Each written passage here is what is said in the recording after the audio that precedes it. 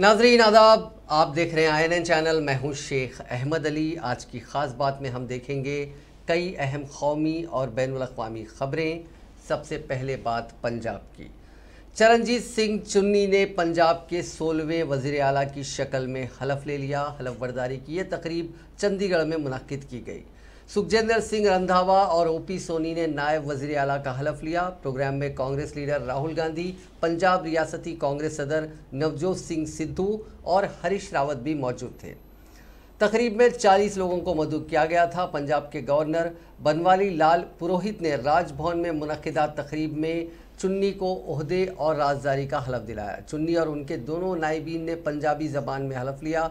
काबिल ज़िक्र है कि चुन्नी रियासत में वज़ीर आला का ओहदा संभालने वाले पहले दलित लीडर हैं। वाज़ेह है कि कैप्टन अमरिंदर सिंह ने इतवार को 58 साला जानशीन को मुबारकबाद पेश करते हुए कहा था कि चरणजीत सिंह चुन्नी को मेरी नेक ख्वाहिशात। मुझे उम्मीद है कि वो पंजाब के सरहदी रियासत को महफूज रखने और सरहद पार से बढ़ते ख़तरात से हमारे लोगों की हिफाजत करने में अहल होंगे। हलफ बर्दारी तकरीब से कबल नामजद वज़ीर आला ने पीर की सुबह अपने आबाई इलाका चिमकोर साहिब वाक़ गुरुद्वारा कटालगढ़ साहिब में पेशानी टेकी। रूपनगर ज़िले के चिमकोर साहिब असम्बली हल्के से 3 बार के रुकन असम्बली चुन्नी 2012 में कांग्रेस में शामिल हुए थे और कैप्टन अमरिंदर की काबीना में तकनीकी तालीम, सनती तरबियत, रोज़गार और सयाहत व सकाफ़ती मामलों के महकमे को संभाल रहे थे।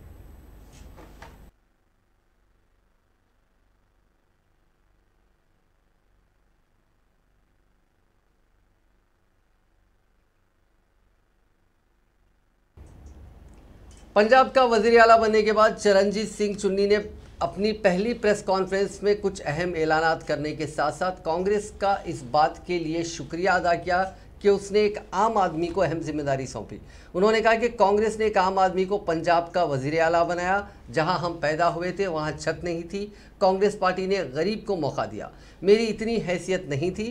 प्रेस कॉन्फ्रेंस के दौरान उस वक्त वो इंतहाई जज्बाती भी हो गए जब अपनी गरीबी के दौर को याद किया। उन्होंने कहा कि एक ज़माने में मेरे घर में छत नहीं थी। मेरी माँ बाहर से मिट्टी लाती थी और उसे दीवारों पर लिप दिया करती थी। मेरे वालिद टेंट हाउस चलाते थे। ऐसी गरीब फैमिली के शख्स को आज कांग्रेस पार्टी और राहुल गांधी ने पंजाब का वज़ीर आला बनाया। उन्होंने मज़ीद कहा कि इनकलाबी कायद राहुल गांधी ने गरीब के बेटे को जो इज़्ज़त दी है उसका एहसान वो ज़िंदगी भर नहीं उतार पाएंगे। प्रेस कॉन्फ्रेंस के दौरान चरणजीत सिंह चुन्नी ने यह भी बताया कि एक वक्त ऐसा भी था जब वो रिक्शा चलाते थे। ये कहते हुए उनकी आंखें भी नम हो गईं और रियासती कांग्रेस कमेटी के सदर नवजोत सिंह सिद्धू के साथ साथ वहां मौजूद कुछ दीगर कायदीन ने उन्हें हिम्मत बंधाई। कमेटी ने कांग्रेस कमेटी के प्रधान नवजोत सिंह सिद्धू जी ने एक आम आदमी नू ਜਿਹੜੇ ਕਹਿੰਦੇ ਫਿਰਦੇ ਨਾ ਆਮ ਆਦਮੀ ਆ ਬੈਠਾ ਆਮ ਆਦਮੀ ਨੂੰ ਜਿਹਦੇ ਪੱਲੇ ਕੁਝ ਨਹੀਂ ਸੀ, ਜਿਸ ਘਰ 'ਚ ਜੰਮਿਆ ਉਹਦੇ ਉੱਪਰ ਛੱਤ ਨਹੀਂ ਸੀ ਪ੍ਰੋਪਰ, ਥੱਲੇ ਮੇਰੀ ਮਾਂ ਟੋਬੇ ਚੋਂ ਮੈਂ ਨਾਲ ਜਾਂਦਾ ਸੀ। ਟੋਬੇ ਵਿੱਚ ਤੇ ਅਸੀਂ ਗਾਰਾ ਲੈ ਕੇ ਆਉਂਦੇ ਸੀ, ਵਿੱਚ ਤੂੜੀ ਪਾ ਕੇ ਮਿਲਾ ਕੇ ਮੇਰੀ ਮਾਂ ਨੇ ਸਾਡਾ ਫਰਸ਼ ਲਿਪੜਾ, ਪਾਂਡੂ ਸਾਡੀਆਂ ਕੰਧਾਂ ਤੇ ਫੇਰਦੇ ਸੀ। ਅਸੀਂ ਆਪ ਮੇਰੇ ਫਾਦਰ ਨੇ ਹਰ ਘਰ ਦੇ ਵਿੱਚ ਟੈਂਟ ਲਗਾਏ। ਸਤਿ ਸ਼੍ਰੀ ਅਕਾਲ ਜੀ ਬੈਠੇ। ਅੱਜ ਕਾਂਗਰਸ ਪਾਰਟੀ ਨੇ ਇੱਕ ਗਰੀਬ ਨੂੰ ਇੱਥੇ ਤੱਕ ਲਿਆ ਕੇ ਬਿਠਾ ਦਿੱਤਾ ਹੈ ਜਿੱਥੇ ਤੱਕ ਮੇਰੀ ਔਰ ਸਾਡੀ ਔਕਾਤ ਪਹਿਲਾਂ ਨਹੀਂ ਸੀ। राहुल गांधी एक क्रांतिकारी नेता है, एक अगांह सोच है, गरीबां दी बांह फड़न वाला बंदा है। मैं उपकार इन्हां दा मोड़ नहीं सकदा। साडे ओ लोग जेड़े गरीबी चों उठ रहे हैं, जेड़े गरीबी चों उठ चुके हैं, जेड़े अंबेडकर दी सोच दे नाल अगे वध रहे हैं, उन्हां दी बांह राहुल गांधी ने फड़ी है। कांग्रेस ने कहा है कि मुल्क के किसी सूबे में कोई दलित वजीर आला नहीं है, लेकिन पंजाब में नौजवान दलित लीडर चरणजीत सिंह चुन्नी को वजीर आला बनाकर कांग्रेस ने तारीख रकम की है और इस अज़्म का इजहार किया है कि पार्टी दलितों, कमज़ोरों और मुतासरीन के साथ खड़ी है। कांग्रेस महकमे मौसिलात के सरबराह रणदीप सिंह सुरजेवाला ने पीर को एक प्रेस कॉन्फ्रेंस में कहा कि उनकी पार्टी ने पंजाब में नई तारीख रकम की है और वहां पहले दलित नौजवान लीडर को वजीर आला बनाकर पूरे मुल्क के दलित और महरूम तबकात के लोगों में नई उम्मीद पैदा की है। कांग्रेस ने यह पहल करके दलितों, मुतासरीन और महरूमीन को उनका हिस्सा दिया और दलितों और महरूमीन को उनका हिस्सा देने के अज़्म का इजहार किया। उन्होंने कहा कि पंजाब में पहली बार दलित बेटे को मौका मिला है और पार्टी रियासती असम्बली के इलेक्शन उनकी क़यादत में लड़ेगी।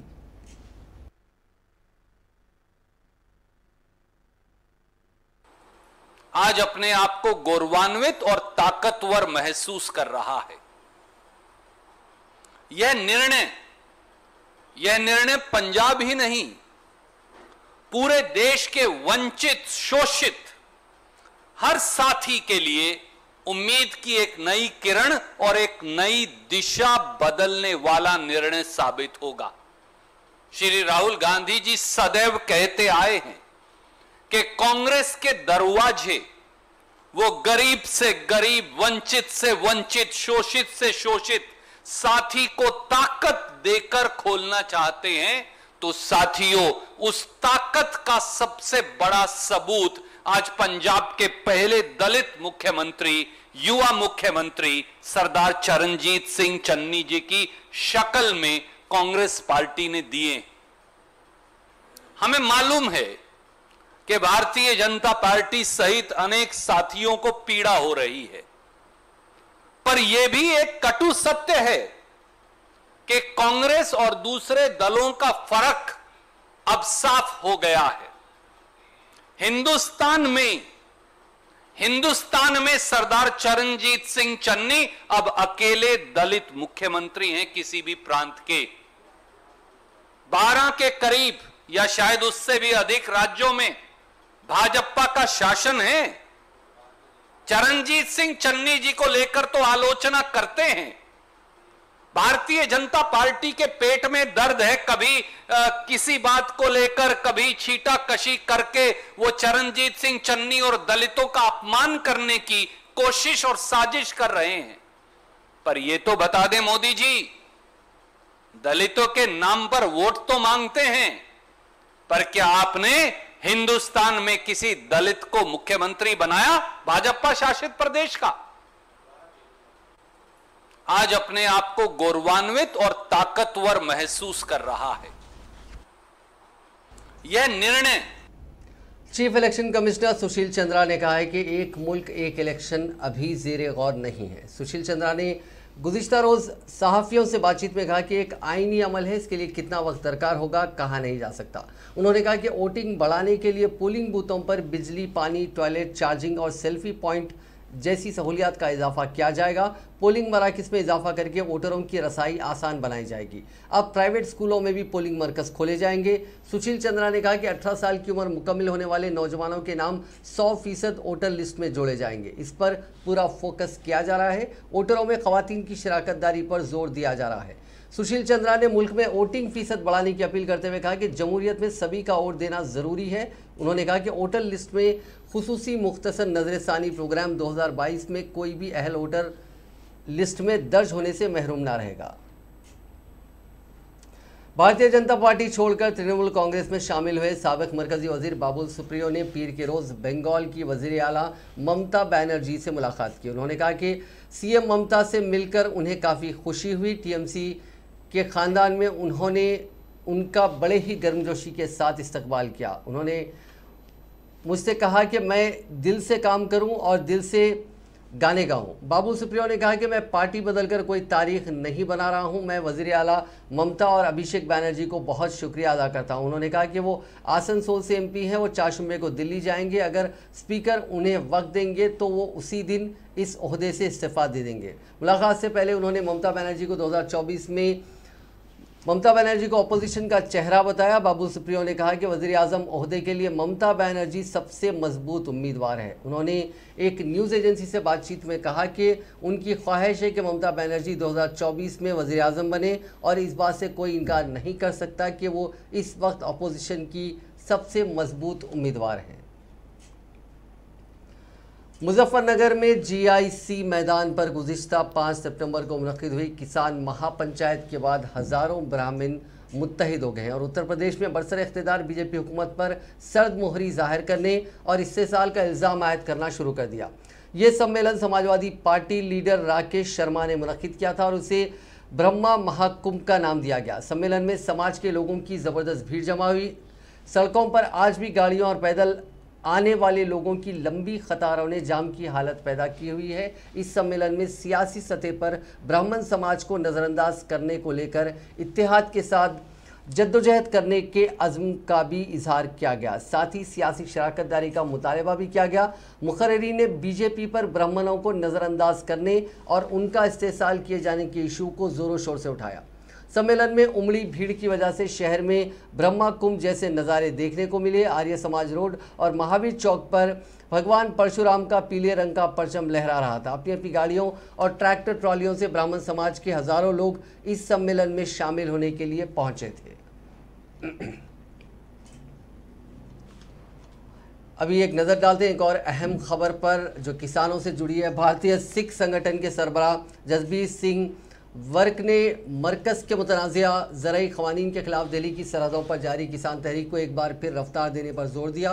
उन्होंने कहा कि दिल्ली की सरहदों पर किसानों की ताकत फिर से बढ़ाने की ज़रूरत है ताकि मरकज़ी हुकूमत पर दबाव बढ़ाया जा सके। 27 सितंबर को भारत बंद के ऐलान से कबल सहाफ़ियों से बात करते हुए जसबीर सिंह ने कहा कि ख़वातीन ने अब तक किसान तहरीक में सरगर्म किरदार निभाया है और वो तहरीक की रीढ़ की हड्डी है। अब मज़ीद लोगों को तहरीक में शामिल होना चाहिए। उन्होंने याद दिलाया कि ख़राब मौसम में किसानों के जहद मुसलसिल और बड़े पैमाने पर एहतजाजी मुजाहरे के दौरान शहीद होने वाले लोगों की कुर्बानियाँ रायगा नहीं जानी चाहिए। यूपी से ताल्लुक़ रखने वाले सिख लीडर जसबीर सिंह ने मर्दों से भी अपील की कि वो बड़ी तादाद में दिल्ली की सरहदों पर पहुंचे और आने वाली 27 तारीख को भारत बंद कामयाब बनाएं। बीजेपी की सीनियर लीडर और साबिक वज़ीर आला उमा भारती का एक वीडियो सामने आया है। इसमें वो ब्यूरोक्रेसी को लेकर मुतनाज़ा बयान दे रही हैं। उन्होंने कहा कि मुझे पता है कि ब्यूरोक्रेसी हमारी चप्पल उठाती है, ये काम तो हमारी चप्पलें उठाने वाली होती है। ब्यूरोक्रेसी कायदीन को घुमाती है, ऐसा बिल्कुल भी नहीं है। मैं मध्य प्रदेश की सीएम और मरकज़ में वज़ीर रह चुकी हूँ। ब्यूरोक्रेट वही फाइल लेकर आते हैं जो उन्हें बता दिया जाता है कि इसमें करना क्या है। नेता ही घूमने देते हैं। ऐसा आपको गलत फहमी है। ब्यूरोक्रेसी कुछ नहीं होती, चप्पल उठाने वाली होती है। चप्पल उठाती है हमारी। हम लोग ही राजी हो जाते हैं उसके लिए जी। हम अलग से, क्योंकि हमें समझाया जाता है कि आपका बहुत बड़ा चक्कर पड़ जाएगा अगर आप ऐसा हो गया। नेता ही घूमने देते हैं। ऐसा आपको गलत फहमी है। ब्यूरोक्रेसी कुछ नहीं होती, चप्पल उठाने वाली होती है। चप्पल उठाती है हमारी। हम लोग ही राजी हो जाते हैं। कच्चे तेल का बेंचमार्क ब्रेंट क्रूड पीर के रोज़ फिर $75 फी बैरल के लेवल तक पहुंच गया। हिंदुस्तान के लिए यह ख़ास तौर पर तशवीश की बात है क्योंकि यहां पेट्रोल और डीजल ₹100 फी लीटर का लेवल पहले ही पार कर गया है। ऐसे में अगर कच्चा तेल और महंगा होता है तो आने वाले दिनों में पेट्रोल डीजल के दामों में ₹3 तक की बढ़ोतरी हो सकती है। कच्चे तेल के बाज़ार में इन दिनों तेज़ी देखी जा रही है। ये इस हफ्ते चढ़कर $75.34 फी बैरल पर पहुंच गया। एक महीना पहले ये 69.03 पर था, यानी 9.1% का इजाफा। WTI क्रूड भी इसके पीछे है। ये भी पिछले हफ्ते $69.98 पर बैरल से चढ़कर इस हफ्ता $71.97 पर बैरल पर बंद हुआ है। कोरोना के दौर में लोगों के लिए मसीहा बने अदाकार सोनू सूद ने इनकम टैक्स महकमे की गुज़िश्ता हफ्ते हुई छापामारी के बाद आज अपनी खामोशी तोड़ते हुए सोशल मीडिया के जरिए अपनी बात रखी और कहा कि उनके फाउंडेशन का हर एक रुपया एक ज़िंदगी बचाने का इंतज़ार कर रहा है। इनकम टैक्स महकमे की कार्रवाई पर सुर्खियों में आए अदाकार ने ट्विटर पर जारी अपने बयान की शुरुआत इस शेर से की है कि सख्त राहों में भी आसान सफ़र लगता है, हर हिंदुस्तानी दुआओं का असर लगता है। महकमे ने सोनू पर 20 करोड़ रुपए से ज़्यादा की इनकम टैक्स चोरी का इल्ज़ाम लगाते हुए उनसे मुंसलिक 28 ठिकानों पर तलाशी मुहिम चलाई और कई दस्तावेज जब्त किए। महकमे ने इस पर एक बयान भी जारी किया था, जिसके बाद अब अदाकार ने अपना बयान जारी किया। अदाकार ने अपने बयान में कहा कि आपको हमेशा कहानी में अपना मौक़िफ़ रखने की ज़रूरत नहीं होती, वक्त बताएगा मैंने पूरे दिल और ताकत से खुद को हिंदुस्तान के लोगों की खिदमत में वक्फ कर दिया है। मेरी फाउंडेशन का हर एक रुपया एक ज़िंदगी बचाने और ज़रूरतमंदों तक पहुंचने का इंतज़ार कर रहा है। इसके अलावा कई मौक़े पर मैंने ब्रांडों को मेरी फ़ीस किसी समाजी काम के लिए अतिया करने के लिए भी कहा था, जिससे हम आगे बढ़ते रहते हैं। अदाकार सोनू सूद ने कहा कि गुज़िश्ता 4 दिनों से वो कुछ मेहमानों की खातिरदारी में मसरूफ़ थे, इसलिए आम लोगों से राब्ते में नहीं रहे। उन्होंने कहा कि मैं पूरी नरमी के साथ फिर वापस आया हूँ, पूरी ज़िंदगी आपकी खिदमत में। अदाकार ने हिंदी में लिखकर कहा कि भला हो कर भला तो हो भला, अंत भले का भला। ख़ास बात यह कि सोनू ने टैक्स को इन्वर्टेड कॉमा में लिखा और जय हिंद भी लिखा। इनकम टैक्स महकमे ने 3 दिनों से मुंबई समेत मुल्क में 28 मकामात पर जारी छापेमारी के बाद एक बयान जारी किया था, जिसमें कहा गया था कि इस बॉलीवुड एक्टर ने 20 करोड़ से ज़्यादा की टैक्स चोरी की है। एक्टर शिल्पा शेट्टी के शौहर राज कुंद्रा को पोर्नोग्राफी केस में जमानत मिल गई है। मुंबई की अदालत ने पीर के रोज उन्हें 50,000 रुपये के मुचलके पर जमानत दी है। राज को मुंबई पुलिस ने 19 जुलाई को मड आइलैंड से गिरफ्तार किया था। इसके बाद से ही वो जेल में बंद थे। मुंबई पुलिस ने अपनी चार्जशीट में बताया कि पोर्न फिल्मों के कारोबारी राज कुंद्रा ने 2 साल में अपने ऐप के यूज़र्स 3 गुना और मुनाफा 8 गुना बढ़ाने का प्लान बनाया था। वो अपनी 119 फिल्मों का पूरा कलेक्शन 8 करोड़ 84 लाख रुपए में बेचना चाहते थे।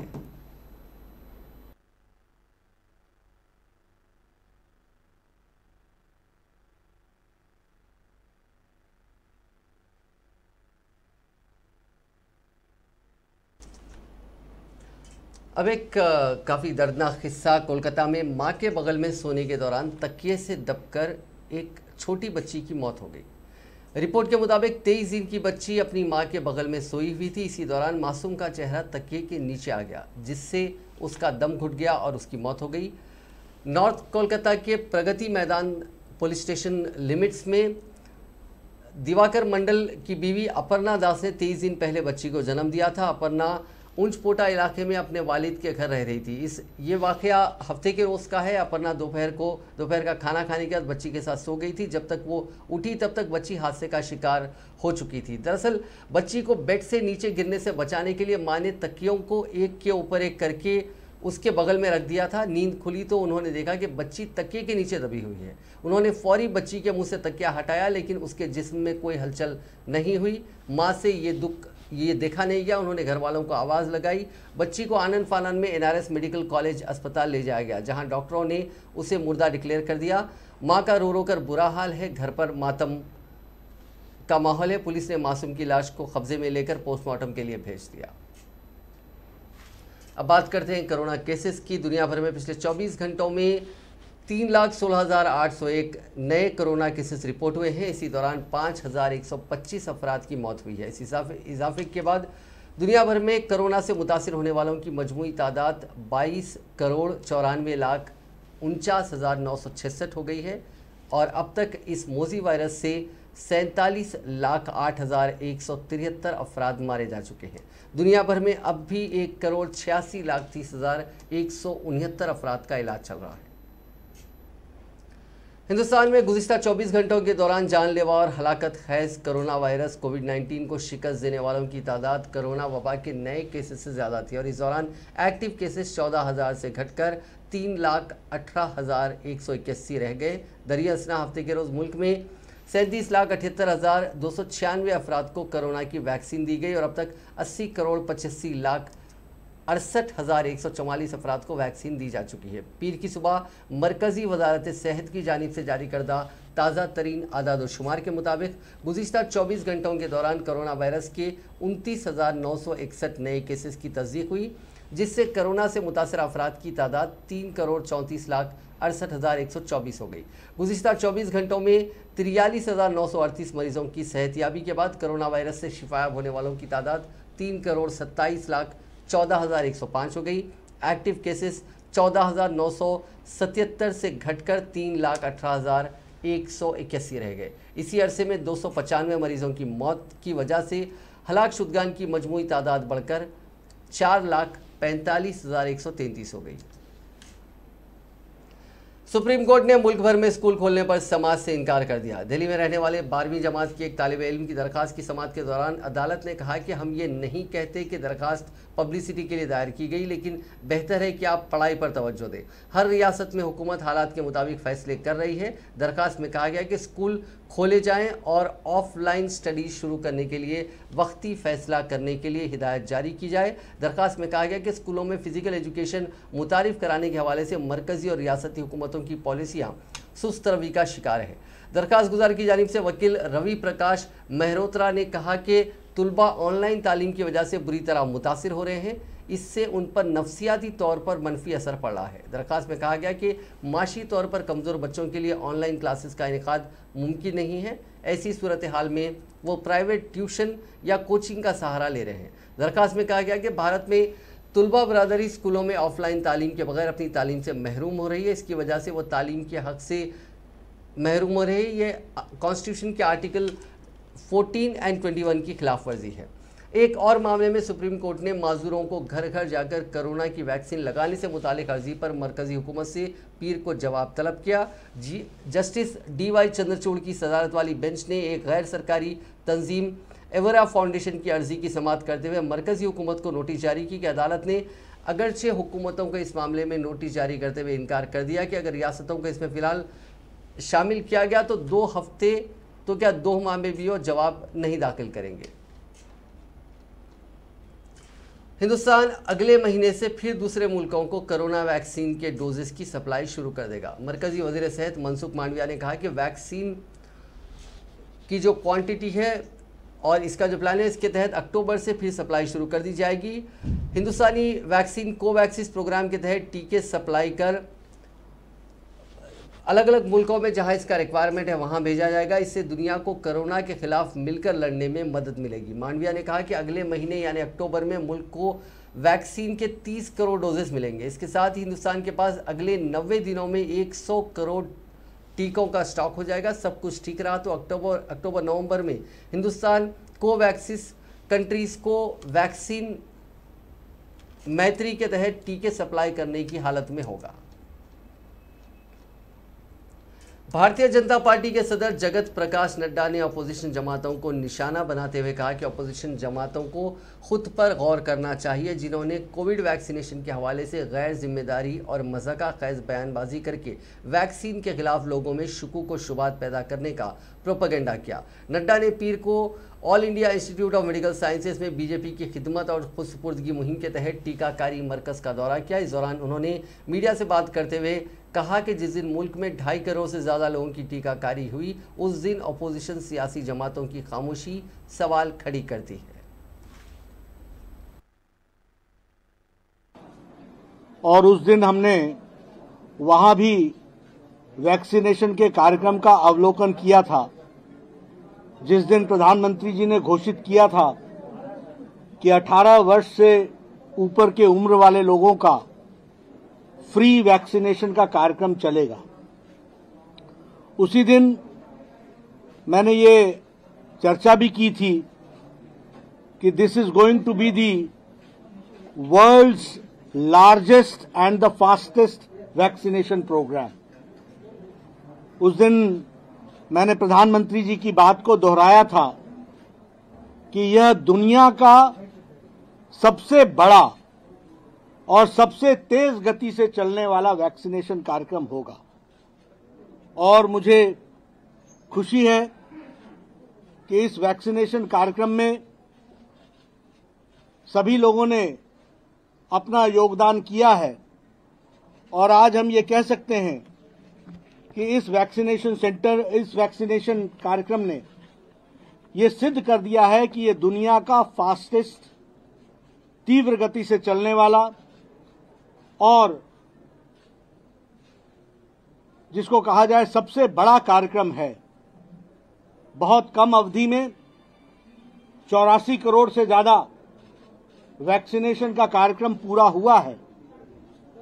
और मुझे खुशी है कि 17 तारीख को 17th को भारत के यशस्वी प्रधानमंत्री श्री नरेंद्र मोदी जी के जन्म दिवस पर दुनिया का रिकॉर्ड वैक्सीनेशन का टूटा 2.5 करोड़ से ज्यादा लोगों ने वैक्सीनेशन में अपना योगदान किया।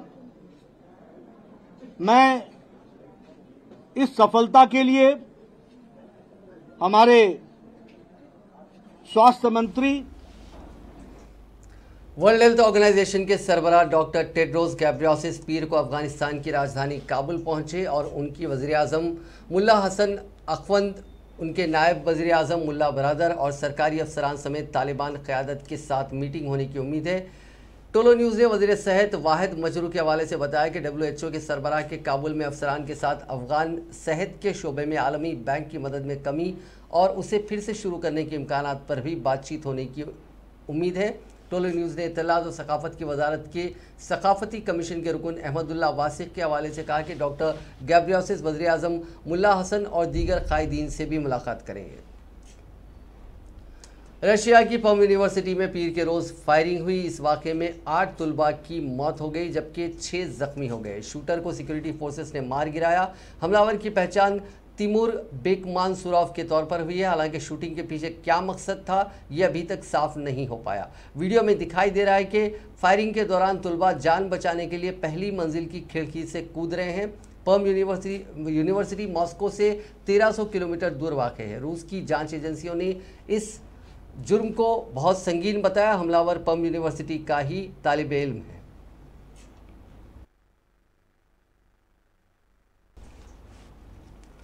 पाकिस्तानी रियासत खैबर पख्तूनख्वा के ज़िले देराबाला के इलाके ब्रावल में सड़क की तामीर हो रही थी जहां तनाज़ा हो गया और आपस में फायरिंग हो गई जिसमें 9 अफराद मौके वारदात पर ही हलाक हो गए जबकि दीगर 16 ज़ख्मी बताए जा रहे हैं। ज़राए के मुताबिक देरबाला के इलाके ब्रावल में गानोचम के मकाम पर सड़क की तामीर के तनाज़े के हल के लिए फ़रीक़ैन के दरमियान जिरगा जारी था और इस दौरान झगड़ा हो गया। दोनों फ़रीक़ैन ने एक दूसरे पर फायरिंग कर दी जिसके नतीजे में कई अफराद हलाक और ज़ख्मी हो गए। लाशों और ज़ख्मियों को फौरी तौर पर DHQ देर मुंतकिल किया गया जहां अमले ने 9 अफराद की हलाकत की तस्दीक की। अस्पताल इंतज़ामिया का कहना है कि 16 ज़ख्मियों को तिब्बी इमदाद दी जा रही है जिनमें से 5 की हालत तशवीशनाक है। हिस्पानवी जजीरे ला पाल्मा में बड़े पैमाने पर आतिश फिशां फटने से तकरीबन 5000 अफराद अपने घरों को छोड़ने पर मजबूर हो गए हैं। द सिविल गार्ड ने गुज़िश्ता रोज़ ट्वीट कर बताया कि अब तक 5000 अफराद को लास लानोस डी एरिडियन फुटबॉल के मैदान में मुंतकिल किया गया। फ़िज़ाई हदूद खुली हैं। हवाई अड्डे की सरगर्मियाँ मामूल के मुताबिक जारी हैं। इससे कबल आतिश फिशा इंस्टीट्यूट ऑफ कैनरीज ने इतवार को हिस्पानवी जजीरे ला पाल्मा में आतिश फिशां फटने की तस्दीक की थी। काबिल ज़िक्र है कि स्पेन के नेशनल जियोग्राफिक इंस्टीट्यूट ने इस इलाके में एक हफ्ता कबल ज़लज़ले की सरगर्मियाँ रिकॉर्ड की थी। इसकी वजह से हुक्काम ने हादसे से पहले लोगों को बाहर निकाल लिया था।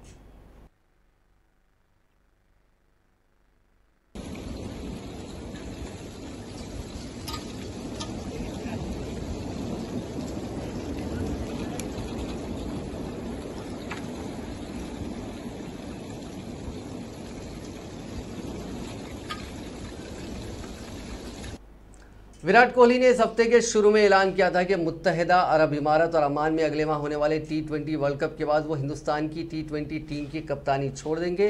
विराट पीर के रोज़ जब कलकत्ता नाइट राइडर्स के खिलाफ मैदान में उतरेंगे तो ये उनका 200वां IPL मैच होगा। विराट का ये 3 दिन के अंदर दूसरी टीम की कप्तानी छोड़ने का ऐलान है। वाज़ेह है कि अब तक IPL में RCB ने अच्छे खेल का मुजाहरा किया है और टीम ने अभी तक 7 में से 5 मैच जीते हैं और वो पॉइंट टेबल में तीसरे मुकाम पर है। RCB ने अपने ट्विटर अकाउंट के जरिए एक वीडियो शेयर किया जिसमें ये इत्तला दी गई। विराट ने कहा कि IPL में बतौर कप्तान उनका ये आखिरी IPL होगा। विराट ने कहा कि गुज़िश्ता कुछ सालों से काफ़ी क्रिकेट खेल रहे थे और अब वो ख़ुद को फ्रेश रखना चाहते हैं, इसीलिए उन्होंने फैसला किया और RCB इंतज़ामिया को ये बात बता दी है। वाज़ेह है कि विराट RCB के साथ साल 2008 से जुड़े हुए हैं और साल 2013 से कप्तानी कर रहे हैं। उनकी कप्तानी में RCB IPL का खिताब नहीं जीत पाई है। नाजरीन, आज की खास बात में बस इतना ही। आपसे कल मुलाकात होगी नई खबरों के साथ, नए एनालिसिस के साथ। फिलहाल दीजिए इजाज़त। खुदा हाफिज़।